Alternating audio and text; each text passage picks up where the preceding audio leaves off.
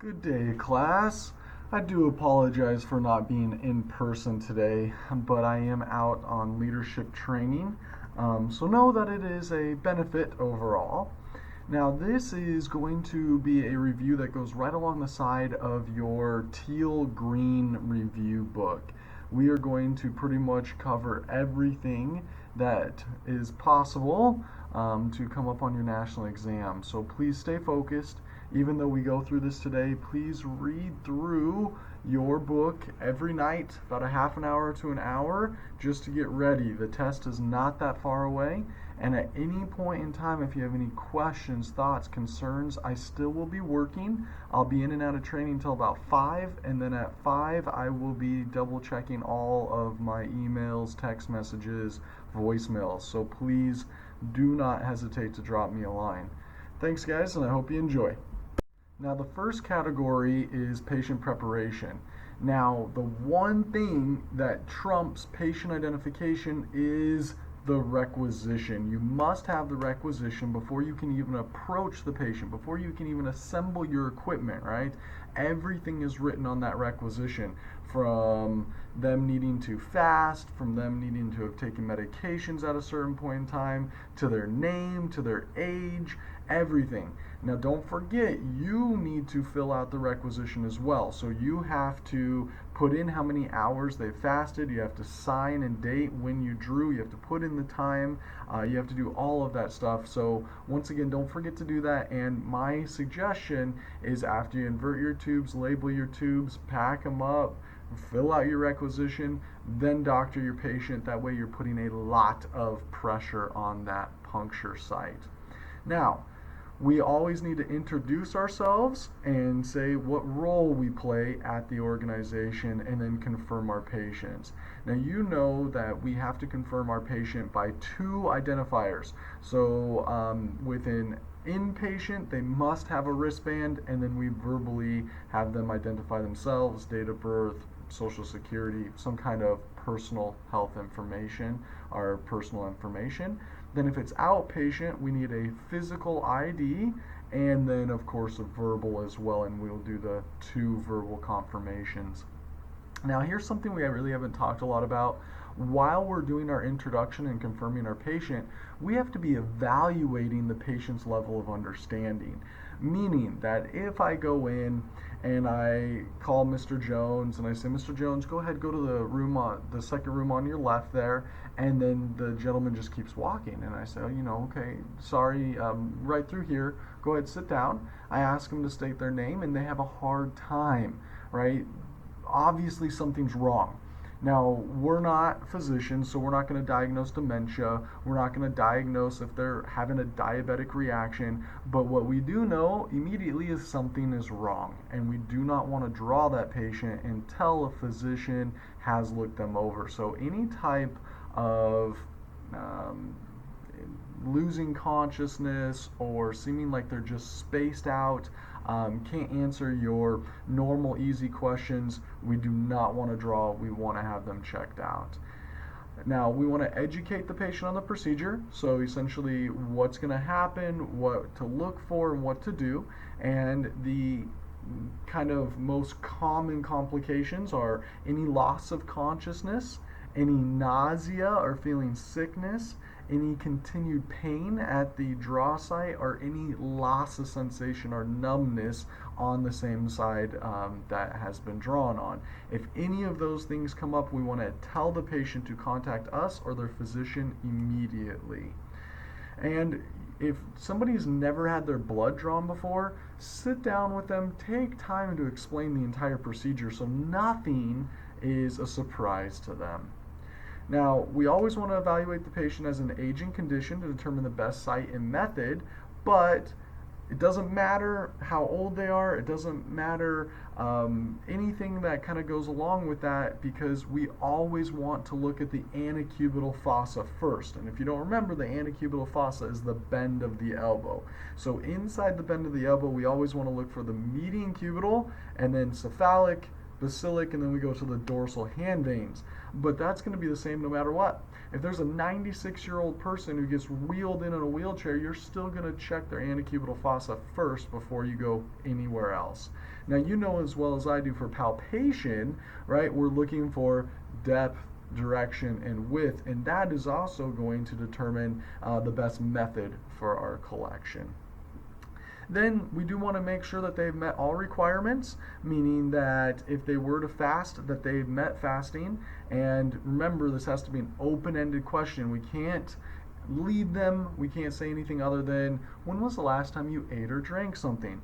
If you say, did you eat breakfast this morning? Well, maybe they grabbed a banana on the way out, and quite frankly, they don't consider that breakfast. So they're going to tell you no, but they really did eat something, and that, of course, is going to affect all of our labs.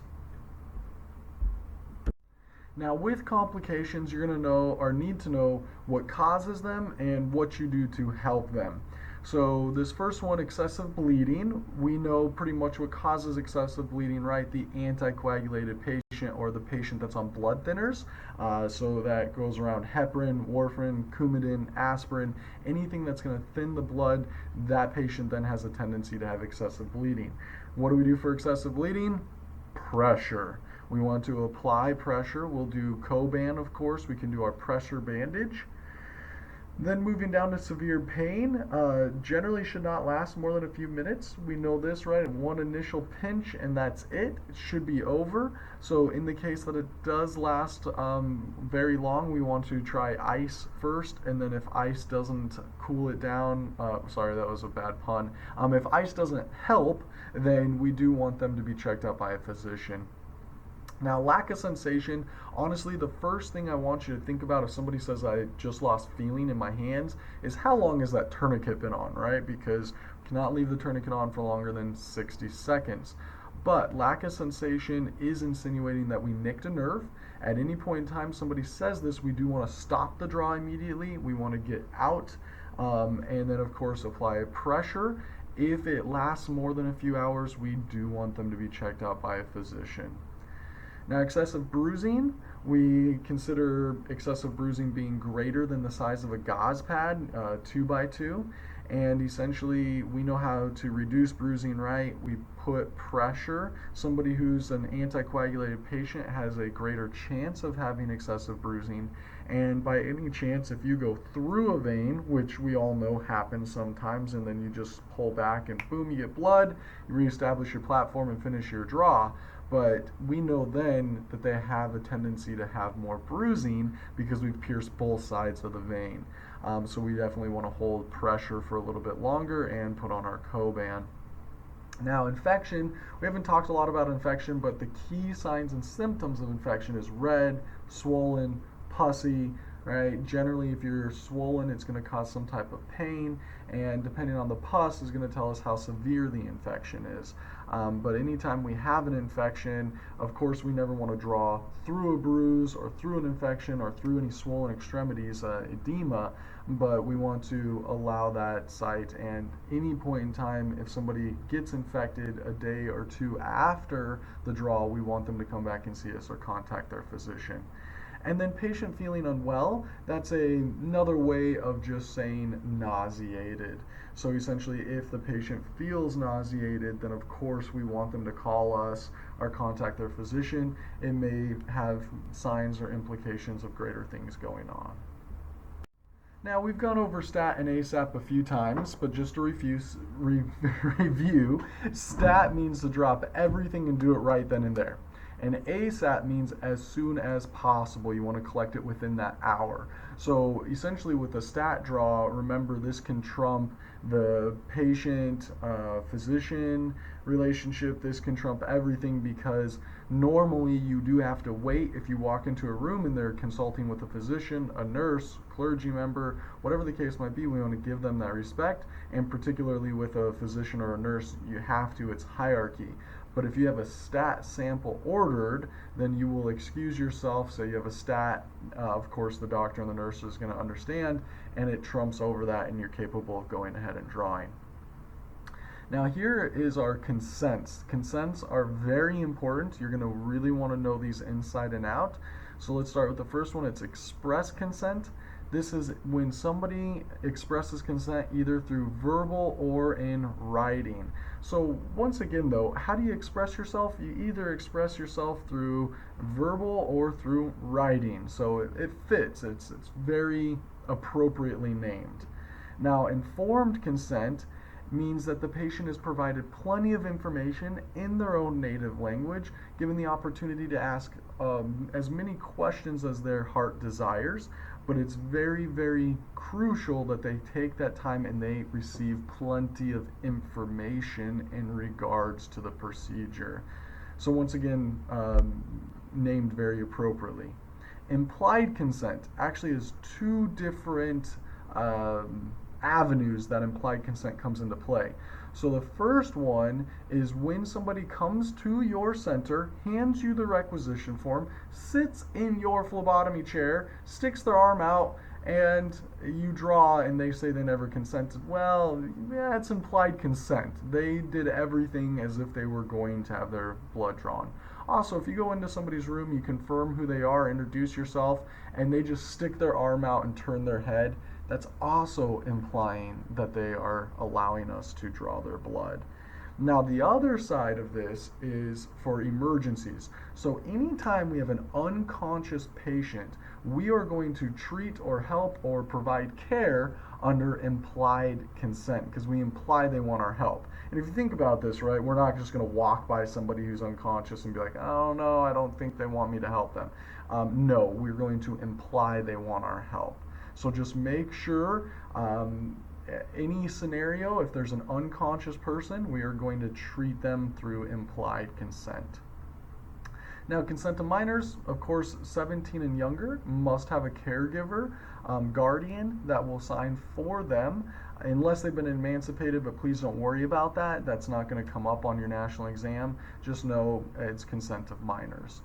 And then refusal consent, we've talked about this before. We are not going to get emotionally involved. We have no idea what our poor patients have been up to that day or have gone through. So if they are refusing to have their blood drawn, of course we want to take the proper steps, educate them, tell them what the basic tubes are that are ordered, what they do.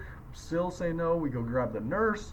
Nurse comes out, says, nope, you're not going to draw today. That's okay. Go in with your refusal consent, have them sign on the dotted line, make sure it makes it into their chart, and move on to your next patient. My recommendation is these people are probably having a tough time, so be cheery, be nice, thank them for their time, and wish them the best of luck. Now, we've talked about patient identification on a couple occasions, but just to review, very, very important, right? The only thing that comes before patient identification is the requisition form. But when we go to identify somebody, if they're inpatient, they must have a wristband. Doesn't matter what scenario they throw at you, doesn't matter what's going on, they must have a wristband if they're inpatient. And it must match your requisition exactly. There cannot be any variances within this. Now, let's say they're outpatient, we know they have to provide an ID. They can actually use a medical identification card as ID for outpatient. Then of course we want them to state their name and any personal health information or protected health information, and it has to be something that they would only know: date of birth, social security, zip code, all of those type of things that are very personable. And if the patient is unconscious, we first, of course, have to go off the wristband. We're never going to draw if their wristband's not attached.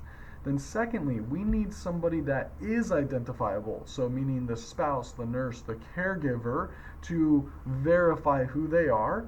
And then we're also going to verify that person with two identifiers. So their first and last name, their date of birth, and we're going to write on the requisition that they were our second identifier that identified that unconscious patient.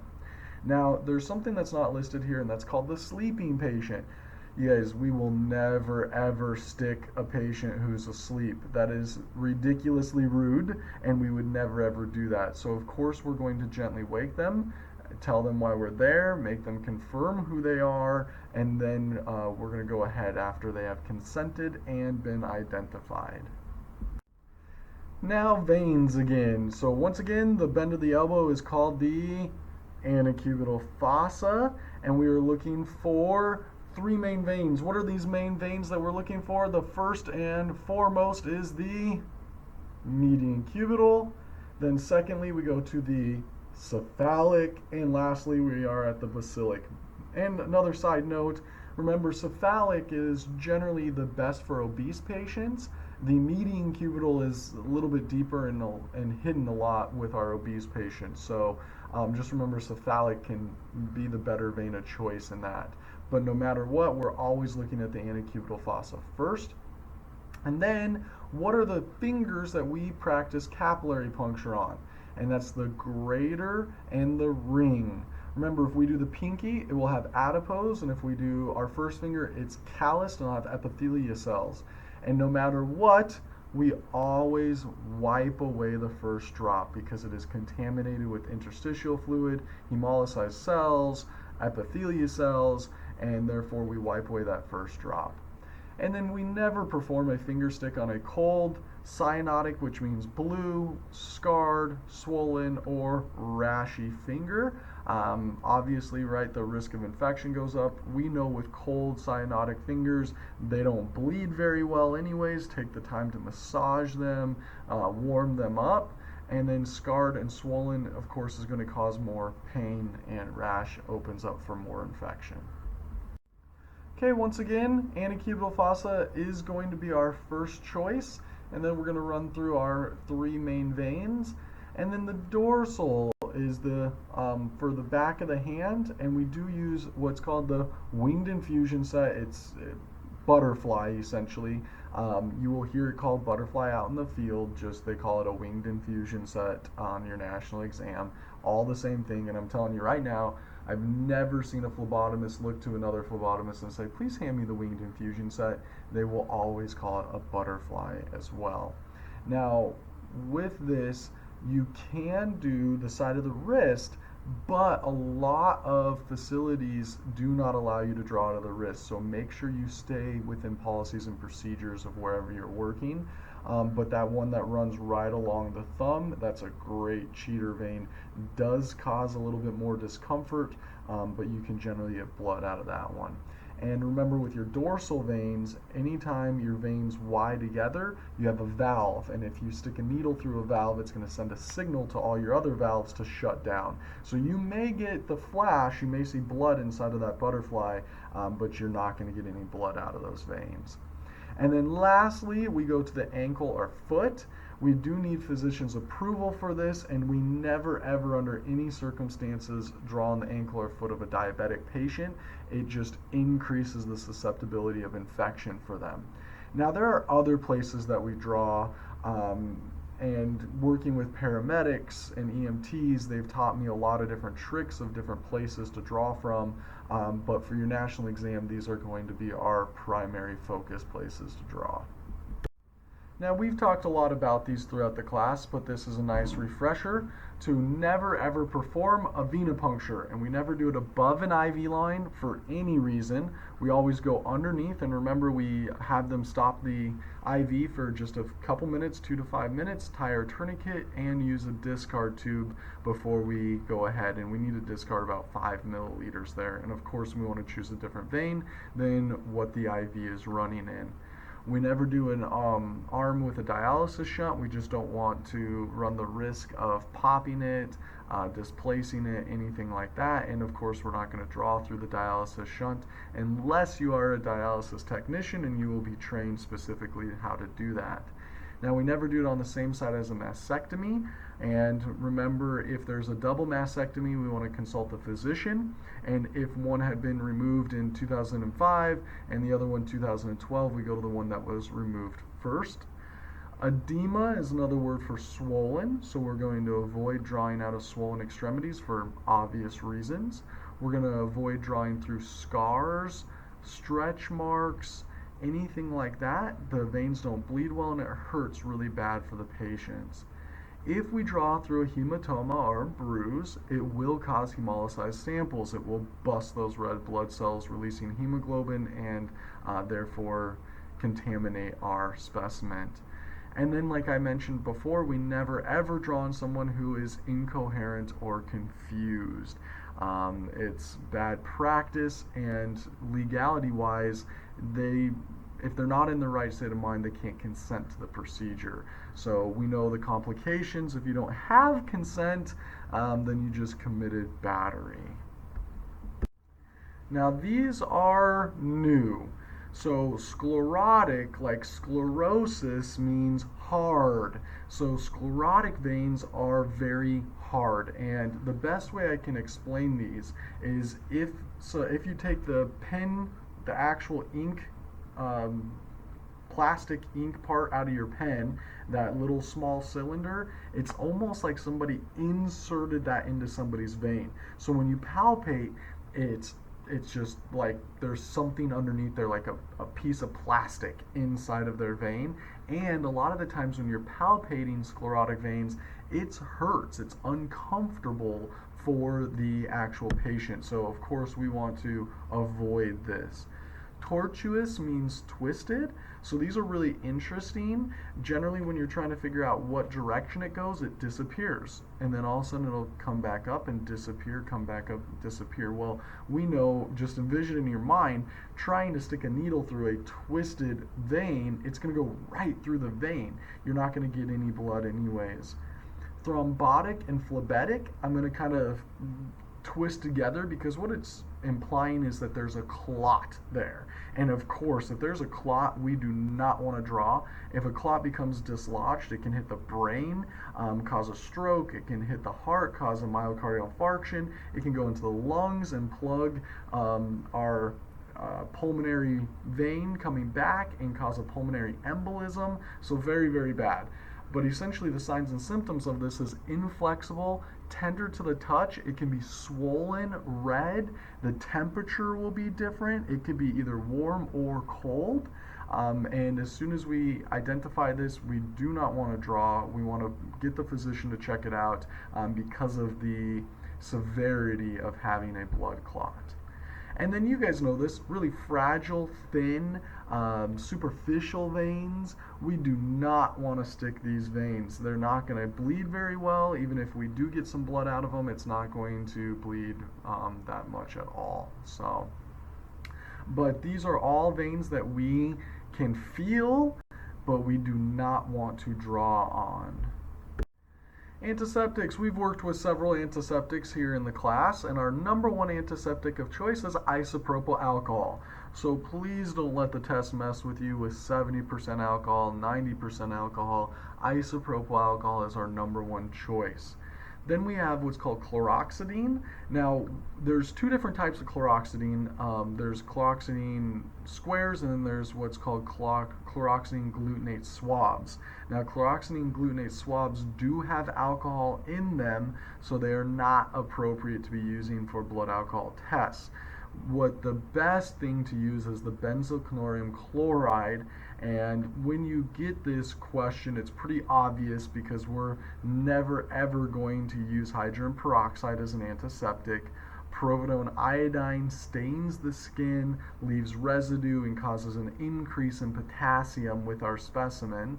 And so therefore benzalkonium chloride becomes our best choice to do a blood alcohol test, to do a clean catch midstream, anything of that sort.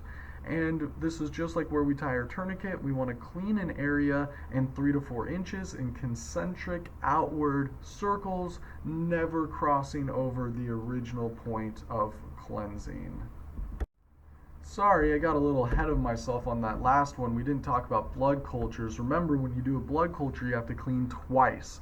And the procedure changes a little bit. When you're doing concentric circles, you want to do very small, and you want to almost scrub as you're doing this in an outward motion. And you want to scrub for a good 60 seconds as you do this, and then you do want to clean twice so that we can create that sterile process, not cross-contaminating, bringing outside microorganisms into our blood culture draw. Because remember, blood cultures we generally do for somebody who has a fever of unknown origin, and we really need to find out what is causing their fevers. And of course, we're going to draw the aerobic and anaerobic tubes for that. Now, patient compliance, a lot of the times this is out of our hands, right? It's up to the patients to comply. So the first one is a fasting sample, and we know somebody has to fast for 8 to 12 hours, and that means no liquids outside of water and no foods. And then medication. Medication is kind of goes back and forth. They can either have to take it before midnight or they have to take it a few hours beforehand. Whatever the case might be, it will be outlined on your requisition form. And then basal state. Basal state is a combination of kind of all the above. They have to be resting, they have to be fasting, and they cannot have exercised for roughly 12 hours. So it kind of combines everything. And for this, we do have to ask all three of those questions. So when was the last time you ate? When was the last time you woke up? How much rest did you receive last night? And when was the last time you had any physical exercise? Now, when we're talking about pediatrics, we will do a lot of capillary draws. We will fill those micro containers a lot of the times for children. And remember, when we're doing any type of capillary draw or filling the capillary micro containers, the order of draw changes and it goes lavender, green, red. But if we're going to do a draw on a child, then we do need to use a smaller evacuated tube so that it doesn't immediately collapse their veins. We are going to use a butterfly or winged infusion set. Makes it a lot easier. It's a lot smaller of a needle. And essentially we want to ensure that anytime we're working with children, we talk with the patient and the child. We make sure they understand everything that's going on. And we need to stay calm, confident, and help them through that whole process. Now when we go to draw, we hold the needle at 15 to 30 degrees. Now this doesn't change for syringe either, right? Evacuated tube or syringe, still 15 to 30.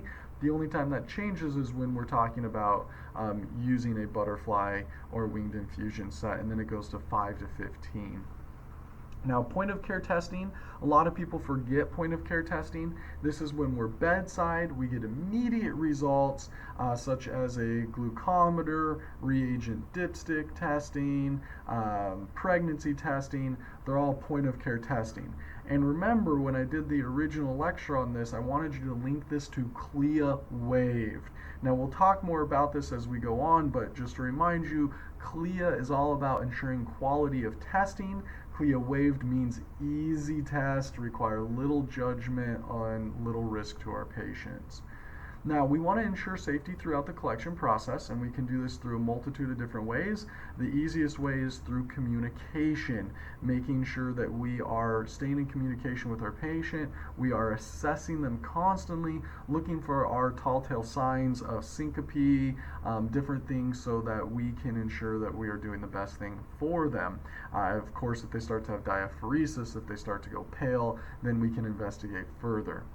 Now, anytime somebody loses consciousness, we stop the procedure immediately, release the tourniquet, pull the needle out. We want to figure out why they lost consciousness. And I want to run the scenario really fast. You are drawing, somebody loses consciousness.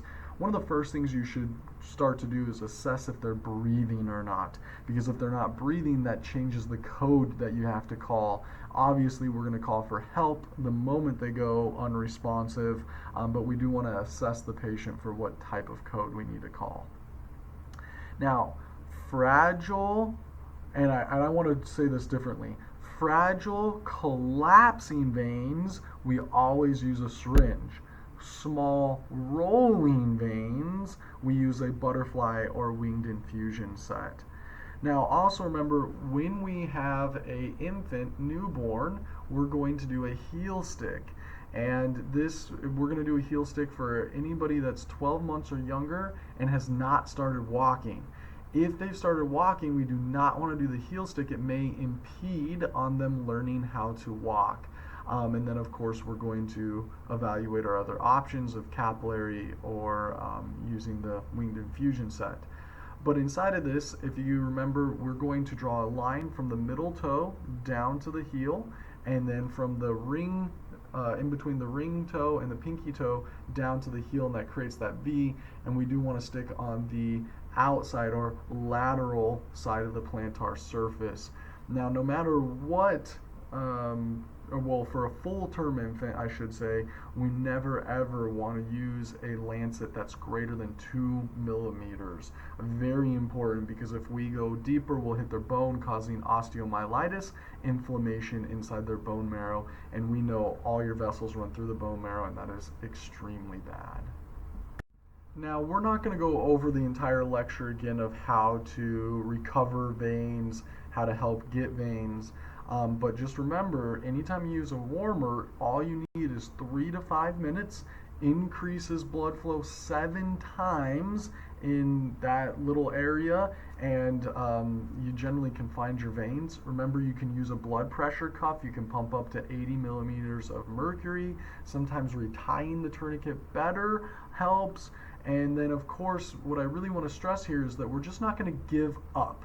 When we go in, we stick. If there's no blood, we want to pull back a little bit, right? We may have gone through it. We may want to re-angle our bevel because we might have sucked up against the vessel wall. We can even exchange our tubes because our tube may have lost vacuum or something might be wrong with it.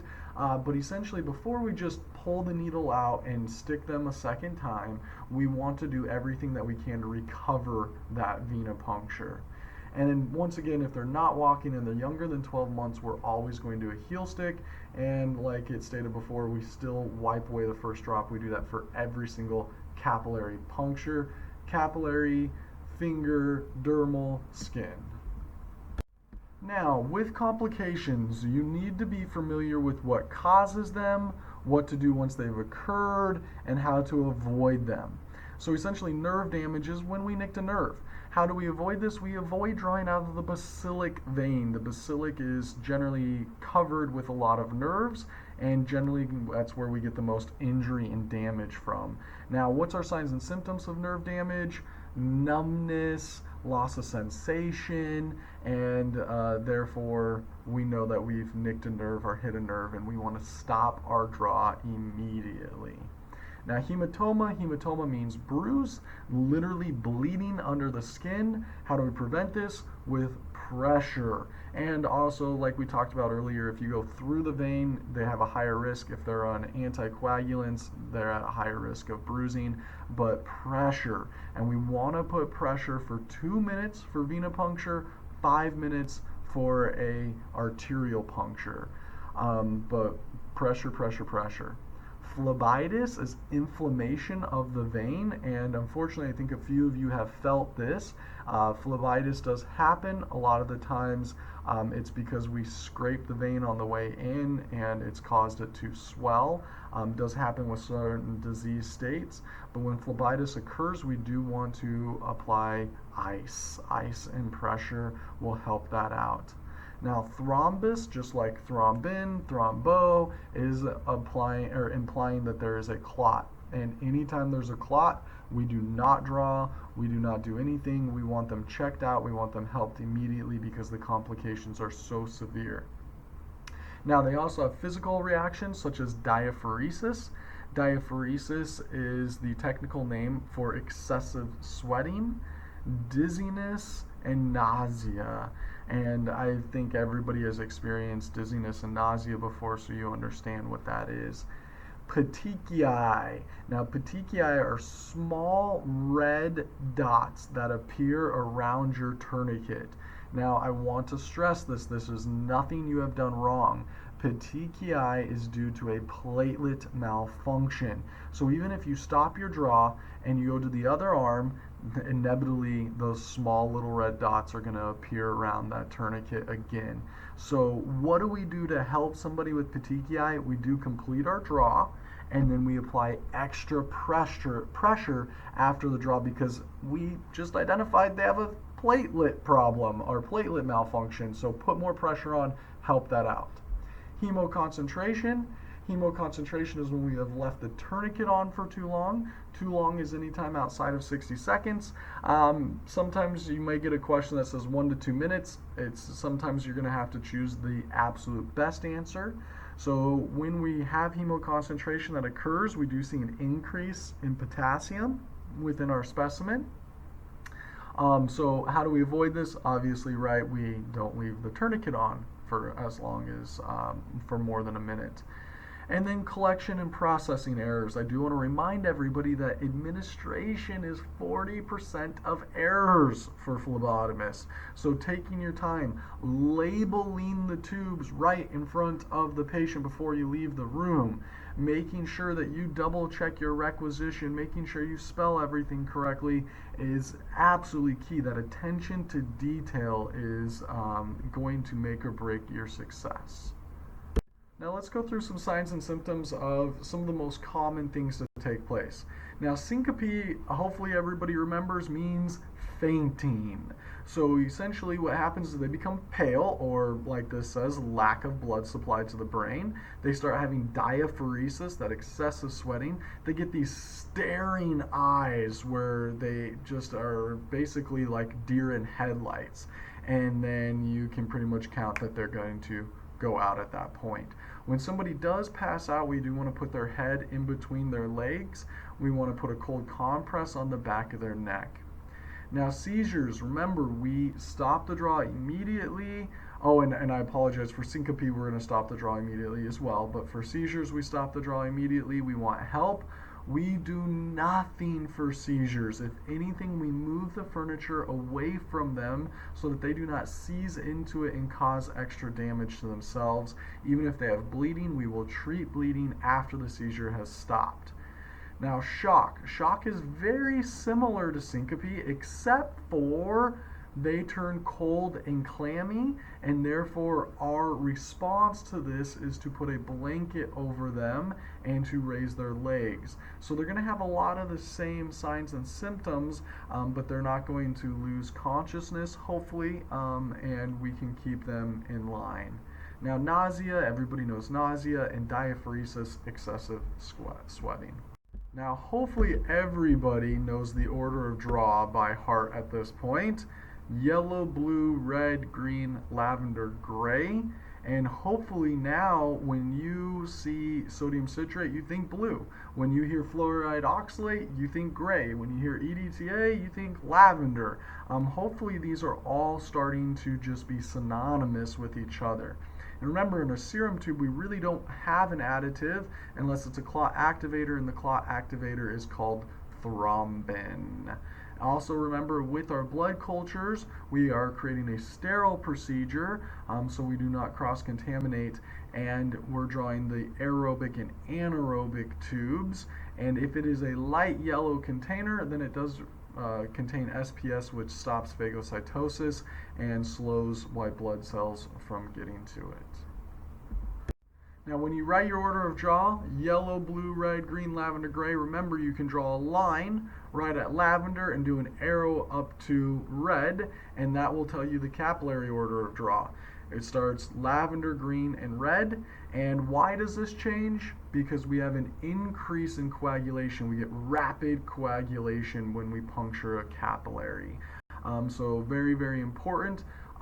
Your national exam is going to flip the script on you on multiple occasions and just test to make sure that you understand that this does change when we do capillary draws.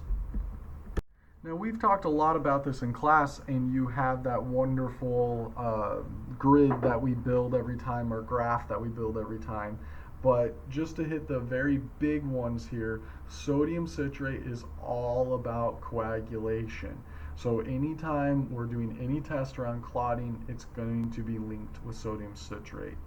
EDTA preserves the size of the shape, size, morphology of our cells, and therefore it's used for hematology. It's our best at preserving and for us to be able to test exactly how they're doing in their natural state. So hematology, EDTA.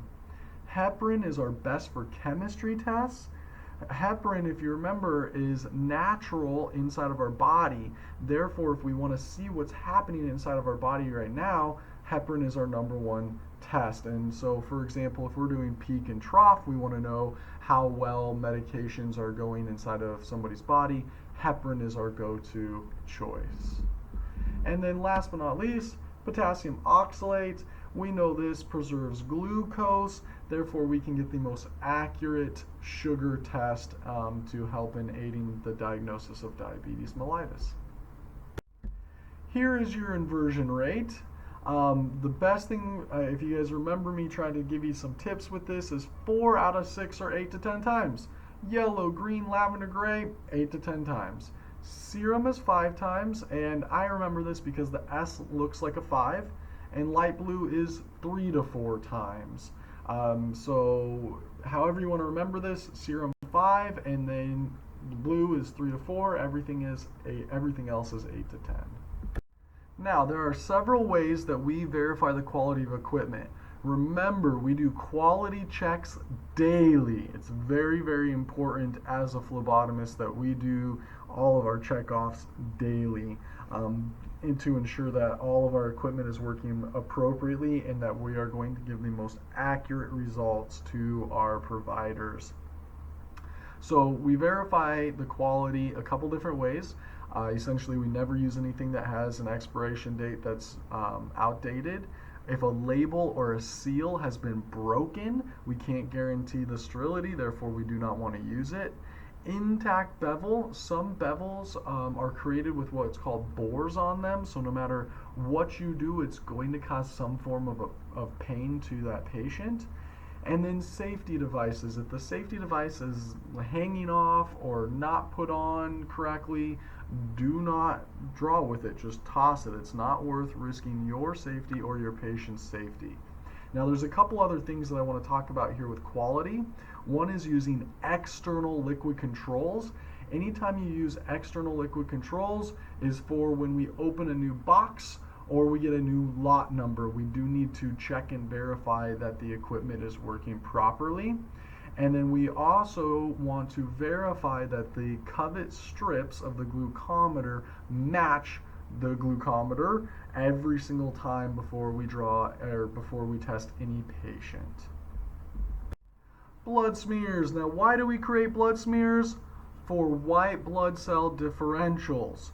This is so that we can smear the blood so thin that it's one cell thick and we can literally differentiate between all the different white blood cells, and that tells us what type of infection that person is fighting. So we do, if we don't take this directly from a capillary, we do draw this into an EDTA tube. Has to be prepared 1 hour after collection, otherwise it's not accurate. When we put the droplet of blood on the slide, it wants to be a 1/2 inch from the side in the center, and remember there's a happy medium here. A dime-sized droplet is way too big, we don't want to use it, but if we don't have enough blood, then we're not going to smear out enough. So kind of right in between there with one little droplet of blood, or I shouldn't say one little, but a normal sized droplet of blood, and then we take our slider or smear and glass slide, and we hold it at a 30-degree angle, and we want to push into that droplet of blood, and then in one movement pull off, and that should create our tail or feathered edge where we get that 1 cell thick and we can complete our differential. Newborns. We know newborns go through a screening. They generally need to be screened 24 to 72 hours after birth. And the number one thing that every single state has to test for is PKU, phenylketonuria. Very, very important, and if we can catch this, we can lessen the effects or even stop the effects of this. Now, we are going to use a screening card, and we've talked about the screening card. It has the circles, the absorbent circles. We will essentially do a heel stick, wipe away the first drop. We want to milk a very large size droplet of blood. We want to take the screening card and bring it to the droplet of blood. We never want to touch the actual heel. We want the circles to absorb that blood without us doing anything at all. We want it to happen naturally. We never put 2 drops in the same circle, and we never stack these screening cards. We have to allow them to dry thoroughly. It generally takes 4 hours. We cannot hurry this process. We can't wave it. We can't blow on it. We can't set it inside the sun, or otherwise it will be contaminated. It has to be received within 14 days of collection. We can never use expired forms, and we do not want to oversaturate or undersaturate the circles. Now, if you remember, Therapeutic phlebotomy is just a really fancy way of saying bloodletting, and we do this for patients who are suffering from polycythemia vera, and that's when they overproduce too many blood cells, and therefore we drain out some blood. They're good for a few months, they come back, we repeat cycle. Okay, donor blood. I want to talk about donor blood for a quick minute here. So essentially, to donate blood, you have to have waited 8 weeks in between your last donation. And you have to be 18 years of age, you have to weigh over 110 pounds, and there is no age cap. So essentially, a 70-year-old person who's in good health can still donate as well. With this, as a technician, we must collect a complete medical history on every single patient before we can collect their blood. Obviously, big things, if they have bloodborne pathogens, they are disqualified from donating blood as well. I do get the question a lot, why is it that people are not allowed to donate after getting tattoos? It's because of the fear of acquiring a bloodborne pathogen during that. So there is a time period that people will make you wait. But just remember, it is very, very crucial to remember that you must get a complete medical history before taking their blood. Now here's some words that I want to go over with you. Apheresis means that we are going to separate one of the blood components as we draw blood. So the most common apheresis is called plasma apheresis. That's when we remove plasma as we're drawing blood. Autologous is when we take our own donations or we give our own blood for ourselves. So for example, if we have an upcoming surgery and there's a possibility we're going to need a transfusion, we can donate our own blood to ourselves after our surgery, then they will transfuse our own blood back to us. And then once again, we've talked about iatrogenic anemia. This is when we cause them to be anemic due to repeated blood draws. So therefore, we have to calculate the total blood volume, and one of the easiest ways to do that, we've talked about this, change to kilograms, move it over twice, that becomes your total blood volume. And remember, we can never ever draw more than 10% of the total blood volume on anybody. Okay, so we've talked about this on several different occasions. We want to label specimens before leaving the patient's room right in front of them. This will reduce the chances of errors. Remember, CLIA is all about tests, quality of tests, and CLIA waived is easy, simple tests that require minimum judgment and interpretation and presents really no risk to the patient. Such as glucometer, reagent dipstick, all of those wonderful things. Now, essentially, we have a lot of different quality. We talked about this, right? External liquid controls for new boxes, lot numbers. We want to check the strips to the glucometer every time we go to test a patient. And then you can read through all these things. These are nice things that will go along with ensuring that we are delivering the highest quality. Okay, so special tests that require extra things. So we have ammonia, lactic acid, and arterial blood gases that need to go on ice immediately. And remember, the ice family pulls out a green, heparin. Now, cold agglutinins. Remember, we talked about this, and this is a play on words. And cold agglutinins must be kept warm. There's also another test called cryoglobulins. Cryo a lot of the times is implying cold, but it's not. And that one also needs to be kept warm. So these are a couple of the only blood tests that need to be kept warm. Otherwise, we are going to refrigerate, store, and preserve blood at 5 degrees Celsius or refrigeration. Now, you guys remember this? Bilirubin needs to be protected from the light because it is testing liver function, mostly jaundice. And how do we cure jaundice? With light. So we need to draw this into an amber colored tube or wrap it in tin foil. Then we have the postprandial. Postprandial means after eating, generally is 2 hours after eating. And then we have our peak and trough values. Trough comes before, and remember it's 15 minutes before the administration of medication. Then the medication's administered, and depending on what type of medication and administration will depend on when the peak value needs to be drawn. But then of course that needs to be drawn on time and given to the physician and the pharmacist to dial in the absolute therapeutic value. Now, the wonderful world of non-blood, and I know a couple of you have expressed how you're not overly excited about this, but understand how this plays into a big part of care. So essentially we're going to start with stool. Remember, the biggest thing about stool is you cannot mix urine with it. It will kill the bacteria we're trying to test. We generally test stool for occult blood and colorectal cancer. Those are kind of our primary things. Now, urine is our most common non-blood sample that we are going to do. You're going to collect urine almost as much as you do blood. It's a lot. Now, preservatives, we can transfer the urine into the preservative tubes, and remember the tubes look very similar to our evacuated tubes, except for they have pointed ends. When we centrifuge them, it creates the sediment, and we can essentially analyze the sediment. But we use urine samples for all sorts of different things, and let's just kind of go through this. We do randomly, generally for drug testing. Clean catch midstream is our best for doing cultures because we clean and we prevent cross-contamination. We always want to refrigerate any urine that we're not going to deliver directly to the office or to the lab.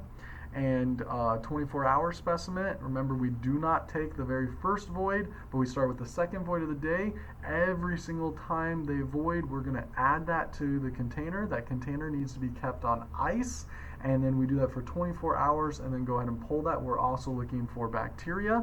And then our first voided morning specimen is generally done for pregnancy testing. Now, before we start talking any further, I do want to highlight that all fluids should be collected into a sterile container. I know right here it only highlights for semen, but just please, we do not want to cross-contaminate. We want to take a sterile, non-contaminated container for all the fluids we're ever going to collect. Now, with semen, we cannot expose to light or extreme temperatures. We want to keep it as close to body temperature as possible, which is 98.6 degrees or 37 degrees Celsius. And it must reach the lab within 2 hours of collection to do any type of fertility testing. But what we're going to tell our patients is to bring it back to us immediately because we don't want it sitting out. We don't want them to show up at 2 hours and 5 minutes and then be upset why we cannot test it. So we tell them once they collect it, keep it close and on their body so it's not exposed to light, and that it's as close to body temperature as possible inside the pocket or something like that, and bring it to us as soon as possible. We do this a lot for post-vasectomy testing to ensure that the vasectomy did take and the procedure went well. Sputum. So we've talked about this before as well. We do want the person to rinse their mouth out just with water, nothing else. We don't want to contaminate our specimen. We don't want to do anything like that. So we just want them to rinse it out, spit, and then we need them to hawk up or bring the mucus out of their lungs, and that's what we need to test. Saliva is not going to do us any good. We need that mucus, we need that phlegm, generally done for microbiology testing. Now, just a side note here for if you're ever going to collect a TB test via sputum, first of all, please wear an N95 respirator, even though they haven't been diagnosed with TB. If there's enough evidence that they want to do a sputum test for it, protect yourself first and foremost. Secondly, the container that actually you will put this in has poisonous preservatives, so you need to be careful so that you don't inhale this and your patient doesn't inhale this. We have talked a lot about pre-analytical errors, but I just want to remind you that it's broken into 3 stages: pre-analytical, analytical, and post-analytical, and they can interchange exam for that as well: pre-exam, exam, post-exam. So inside your study guide, there's literally 2 pages of pre-analytical errors. So I don't really want to spend a lot of time on this. We've talked a lot about this. You can read through this, but I do want you to make the distinguishment between pre-analytical and analytical. Remember, analytical exam phase starts when the medical laboratory technologist begins to test the actual blood. So even transportation is considered pre-analytical just when the MLT is actually running the exams. Does that become the examination or analytical phase? Now, our wonderful chain of custody guidelines, and remember, chain of custody is implying this is going to go through the court of law. It's going to be ruled on, judged on. It's almost used as evidence, in other words. And chain of custody, I think, is such an appropriate way of saying this. This is an extra form of documentation that accompanies the specimen, and every single person who has ever touched or done anything with that specimen signs, dates, and documents what they did on the chain of custody.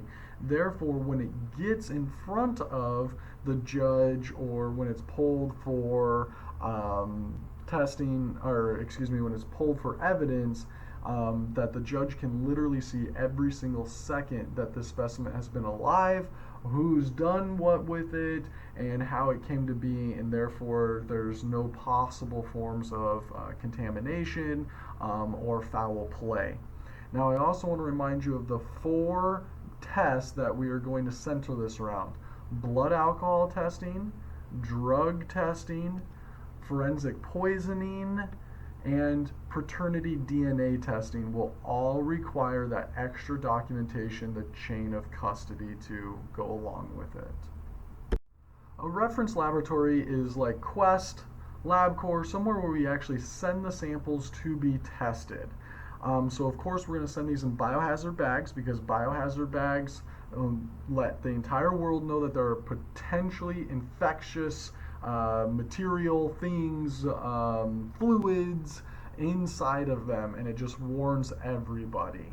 Now, we went over this the other day about how to package this, but there's different levels to how you package this. Of course, it goes into the evacuated tube. The evacuated tube then is placed inside of the biohazard bag with a copy of the requisition that's wrapped up tightly, that's put inside the box with styrofoam with ice packs, but we want a barrier, because if we put the blood directly on the ice packs, it will freeze the blood and of course ruin our samples. So very, very important that we package this all correctly and we ship it out. And remember, here in Houston, you always want to ship with ice packs. Very, very important. It's duplicating refrigeration and preserving all of our samples. Now, we talked about point of care testing before, literally done right there at the bedside. We get our immediate results. When a critical value is detected, we need to report these results promptly to the ordering physician. So let's go over that really fast. If somebody's been fasting and they come in and we do a blood glucose test on them and they are still above 126 milligrams per deciliter, we then know that there's an issue and we consider that a critical value. Now, if somebody does a postprandial test and they are still above 200 milligrams per deciliter, then we are also going to consider that a critical value.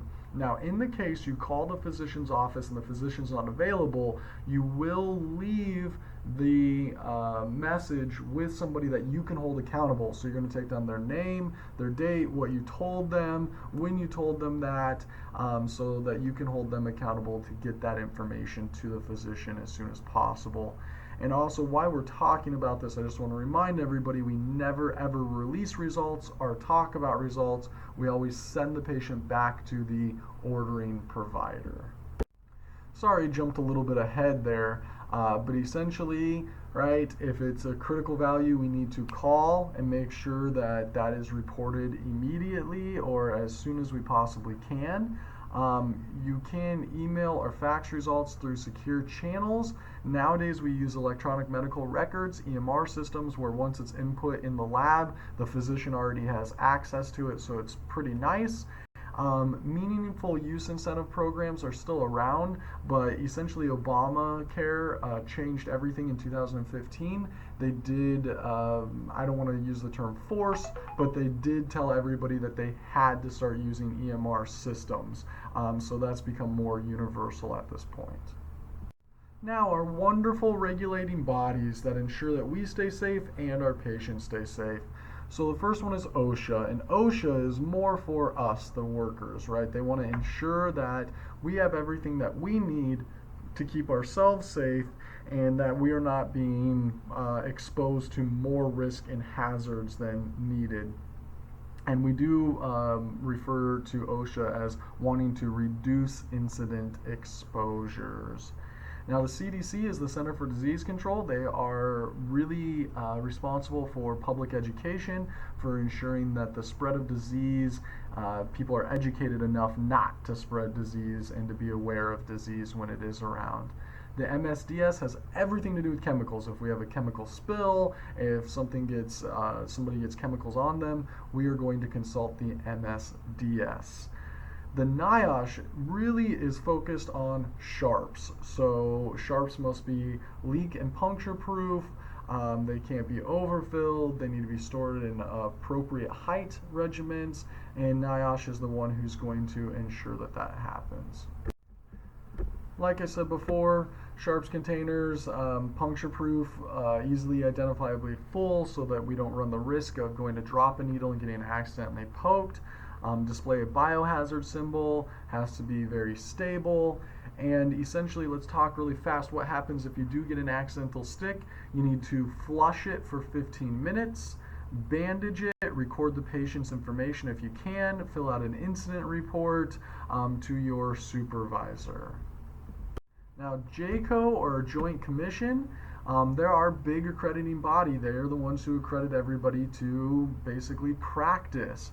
So they can come through. We talked about this before. RACE, the RACE acronym, know where your O2 shutoff valves are at, know all of that good stuff because the JCO inspector can ask you that. JCO will find people who are not in order and not following things well or putting patients in risk. So JCO is our friend, and we want to be very nice to JCO inspectors. CLSI, these are guidelines for standards and operations. Remember, CLSI is who gives us our order of draw, who tells us what additive goes with which. Very, very important. Just remember, standards of operations, they're the ones that basically ensure that quality is being met. HIPAA is all about privacy and confidentiality, wants to keep private information private. Just to highlight this, you guys, we really shouldn't be talking about other patients at all. We can talk with our nurse or provider when we are literally going through care plans, but we really shouldn't be talking about patients in any other settings. And PHI is protected health information. It's essentially what HIPAA wants to keep private. Now, hopefully, if you take nothing else from my class, you take standard precautions very, very seriously.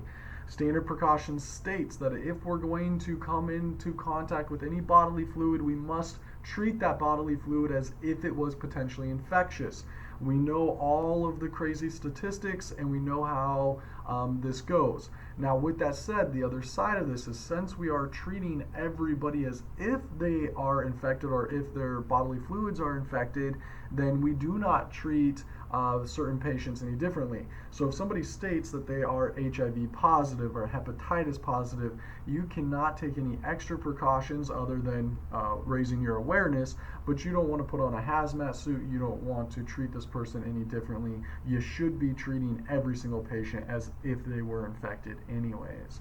Now let's run through this. An immunocompromised patient means that they have their immune system that has been broken down. So burn victims, cancer patients. We put these people in protective isolation, which means we are the primary source of infection and we need to keep them protected from us.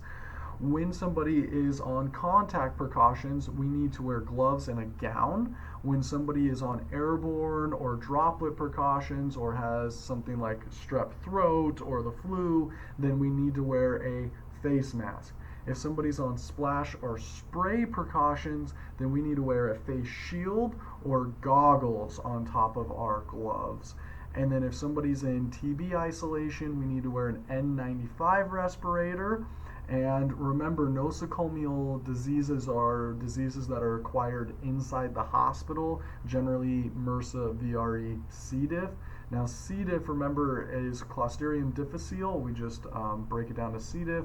Your hand sanitizer does not take care of C. diff. So at any point in time, if you get any visible bodily fluids on your gloves, you need to stop and wash. If you don't, you can hit the hand sanitizer 3 times for OSHA regulations, but after 3 times you must stop and wash. And also, hand hygiene is the most effective way of preventing infection, and then also outside of that, wearing PPEs. Okay, just a reminder to the class, we will be doing CPR next Friday, so it will be a little bit longer. It does take a little while to go through that. I do want to make sure that you're all properly trained and feel comfortable to jump in and save a life. But the big key things here is if somebody is not breathing and does not have a pulse, we absolutely need to start CPR. Anytime somebody does not have a pulse, we want an AED, an automated external defibrillator, and we want to hook them up as soon as possible. It can really mean the difference between life and death. Now, we'll go over a lot of the specifics with this, how we keep a rate of 100 to 120 beats per minute. For single rescuer, all across the board, we do 30 to 2. But when you get to child or infant and you have 2 rescuers, that switches to a ratio of 15 and 2. We'll go over all of these specifics when we go through CPR, but essentially I just wanted to highlight that somebody who is not breathing and does not have a pulse needs CPR.